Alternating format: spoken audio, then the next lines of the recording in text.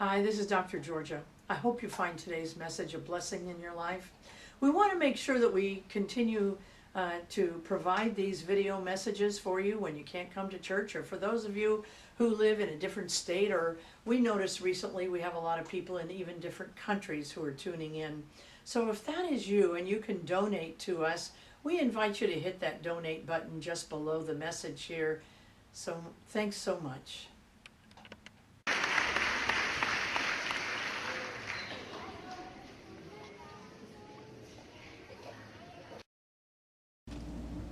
Just a quick story before I start my talk. One Sunday, little Johnny came home from Sunday school and he had an ice cream cone with him. "Where did you get that?" his mother asked. "Well, I bought it with the $5 you gave me." "That was money for the Sunday school, not ice cream." He said, "I know, but the minister met me at the door and got me in for free."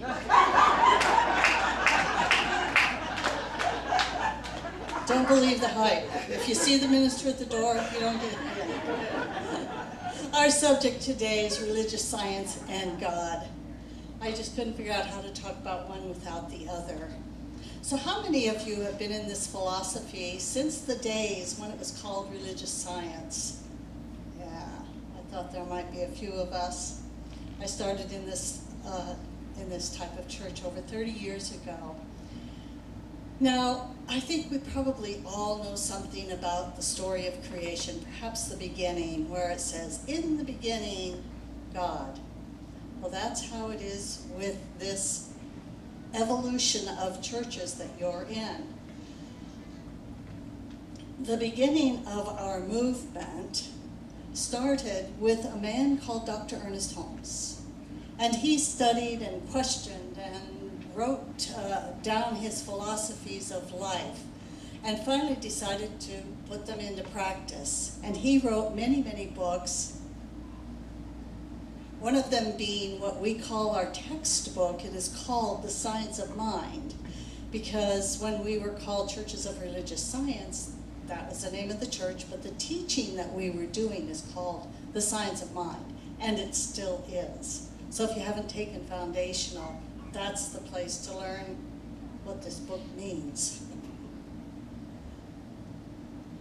And from there, Dr. Holmes opened what he called the Institute of Religious Science.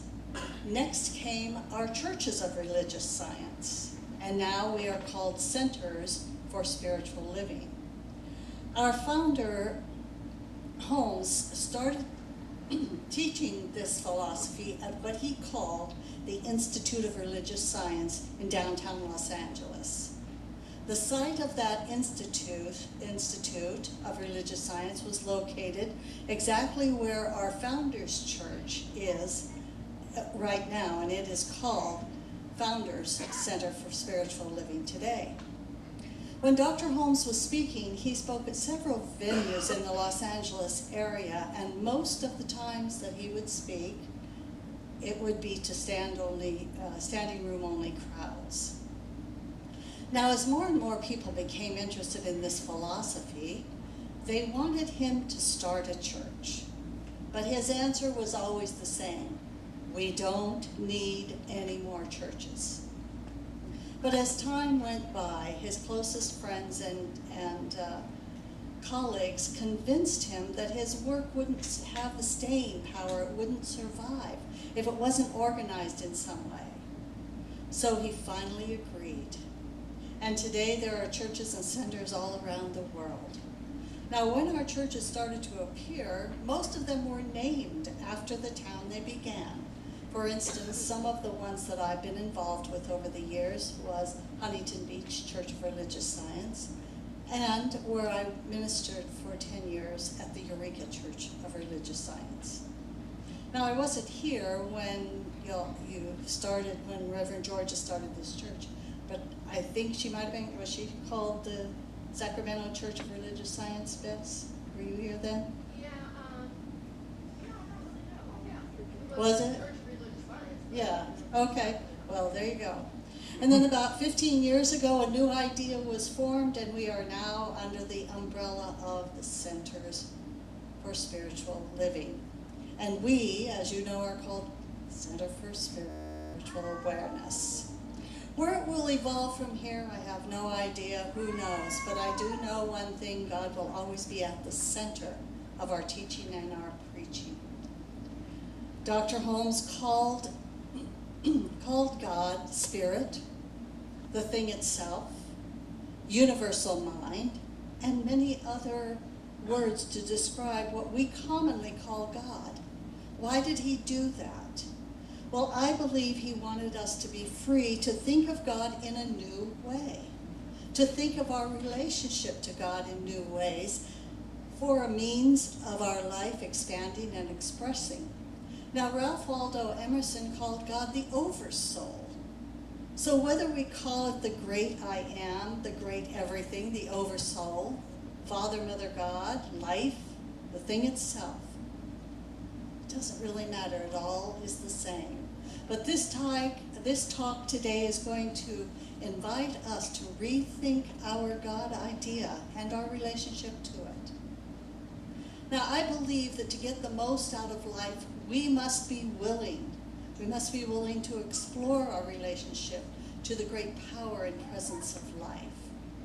Now, one of the ways to do that is to begin each day and end each day in quiet contemplation of spirit and what it means to you. We can also read spiritual writings. There are many of them. Doesn't really matter. Find what works for you. Find what speaks to your heart. But I will say that they all tell us the same thing, of the greatness of God. You know, by the time we graduate from high school, most of us have spent about 4,500 hours in the classroom. And along the way, we learned many, many facts and promptly forgot most of them. But in all that time, did we learn or even explore the meaning of life? Did we learn how to love ourselves? Did we learn the importance of forgiving ourselves and forgiving others?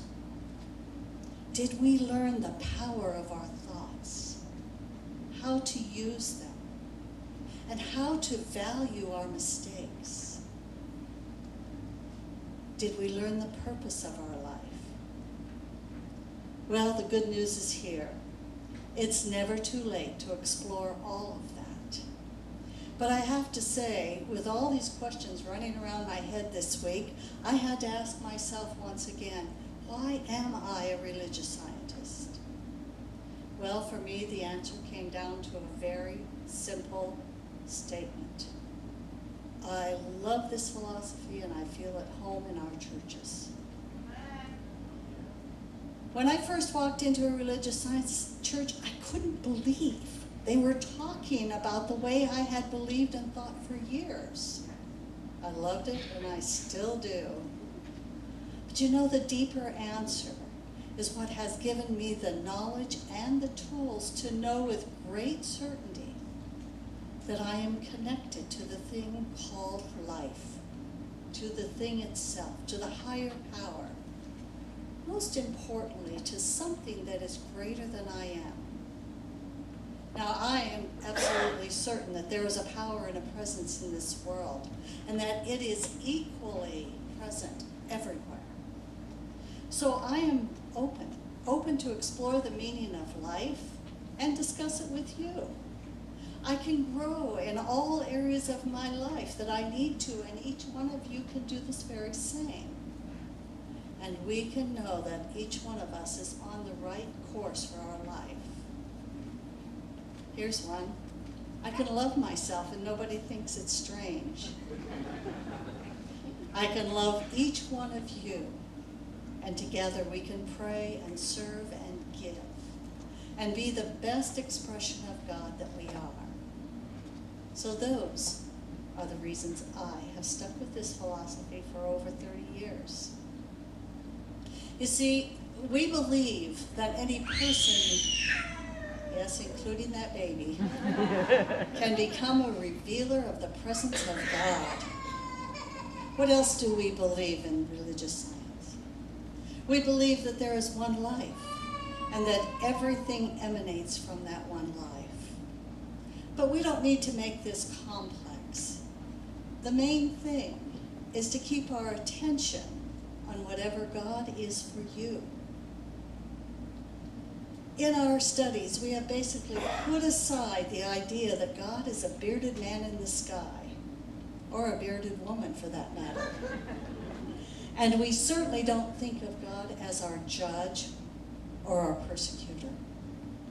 It's for that reason that you hear things like this around here, when God is referred to as he or she or it. Emerson did call God the oversoul, Ernest Holmes the thing itself. But the main thing here is, what do you call good and what God, and what is it for you? Thaddeus Golas, who wrote The Lazy Man's Guide to Enlightenment, said this: "The universe is made up of one kind of whatever it is, and it cannot be defined. For our purpose, it really isn't necessary to try and define it. All we need to do is assume that there is only one kind of whatever it is, and see if it leads to a reasonable explanation for the world as we know it." So we have to really begin by saying that we don't fully understand it, but we know it. And no, this is not a cop-out. We don't really know where our ideas come from, do we? But we know they come to us. We don't know how the creative process works, but we know it does. We don't even know how we stick to this earth as it hurtles through space, but we do. We don't know how our bodies breathe themselves and how our hearts beat itself, but they do. We don't know why the truth is the truth, but we know it when we hear it or experience it. So the main thing is to keep the main thing the main thing. Another way to say this is put God first. Put him first. Put her first. Put God where you can't miss it. Go to bed with God. Wake up with God. Eat, play, and drink, and do everything but make God a priority. This means making the purpose of our business to express more love and peace and joy. This means making the purpose of our relationships to give more love and beauty and wonder. This means making the purpose of our being in this world to express more of the God's essence that we are. In the Science of Mind text, it says this: "The first assumption that God is all there is and that pure spirit exists in its original form everywhere is the basis for all spiritual mind treatment, no matter what the treatment might be for." Spiritual mind treatment is the same as prayer. It is our form of prayer, in case you were wondering about that. But what I know is the place to begin is with God. Say, God is. God is everything. God is in everything, through everything, above and below everything. And everything is made from God's stuff. Wherever we go, there she is. Whatever we think, he's in our thoughts. God is in the air we breathe, in our heart, our soul, our mind, in the field and the flowers, the homeless and the beautiful, and all that we label as ugly or magnificent. It's a great and wonderful mystery to us that it is so. We don't know why, we just know it's true. Bottom line, the universe is made up of one kind of whatever it is. From the Bhagavad Gita, it says this: "I am the father of the world, the mother, the guardian, the father's father. I am the end of knowledge, the sacred syllable, the chant, the hymn. I am the way, the supporter, the Lord, the witness, the refuge, the beloved, the forthcoming, and the withdrawn, the place, the treasure, and the everlasting seed." And you might say, Reverend Betsy, you better wake up. Do you not know the shape our world is in? Well, actually, I do. But you see, it's easy to prove that the world is a terrible place. But I believe it is a much more fitting pursuit for us to prove that we are awash in the sea of God. It's much more delightful for us to demonstrate that we are adrift in the divine energy of life. But this all takes courage. It takes courage to look adversity in the face and say, surely the presence of God is right here. It takes practice to say, when disaster strikes, I know that peace is at the heart of God. It takes wisdom when things are hurting to say, the spirit of life within me is great and takes care of me now. Do you know how demanding it is to keep the main thing the main thing? Do you know what a job it is to keep your eye on the joy when there are many urgent thoughts crowding out the main thing? Do you know what a job it is to keep our actions gentle when there are many rushed ways to go? And do you know what a job it is to keep speaking blessings when there are so many habits of reaction burned into us? To do so, there is absolutely no question about it. We must be willing to make the main thing the main thing. In closing, I would like to share something that James Cox wrote. I think that the lifestyle is backwards. You should die first and get that out of the way. Then you live 20 years in an old folks' home. You get kicked out when you're too young. You get a gold watch. You go to work for 40 years until you're young enough to enjoy your youth. You go to college and you party until you're cool enough for high school. You drive everyone crazy in junior high. Then you go on to grade school. You become a little kid. You play. You have no responsibilities. Lastly, you become a baby, and you go back into the womb and spend 9 months floating around, and you finish up as a gleam in someone's eye. The thing itself, the oversoul, it is here right now. It is here as you and me. Let's use it to make our life unfold in new and beautiful ways. And let us strive always to make the main thing the main thing. For when we do that, we will never go wrong. Let us take this talking to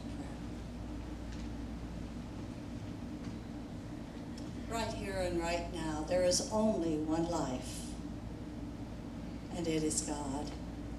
It indeed is the thing itself, the oversoul, the greatness, the power and the presence. And it is right here at the center of this activity today. And so I bless every bit of the activity in this Center for Spiritual Awareness, knowing that it is blessed by each and every person who is here. And so we remember and bless Reverend Georgia and those who are at Human Spirit. For I know that they are exactly where they need to be and learning exactly what they came to find out. I know that all is in divine order for each one of us as we go about our week. And we, once again, keep the main thing the main thing. And so I simply give thanks for every person who is here. I give thanks for this center. I give thanks for this universe. I give thanks that I am one with all of this. And so in knowing that this is good and true and very good, I give thanks in gratitude while I release this to the divine law of mind, knowing that all is well, all is good, all is God. And so it is.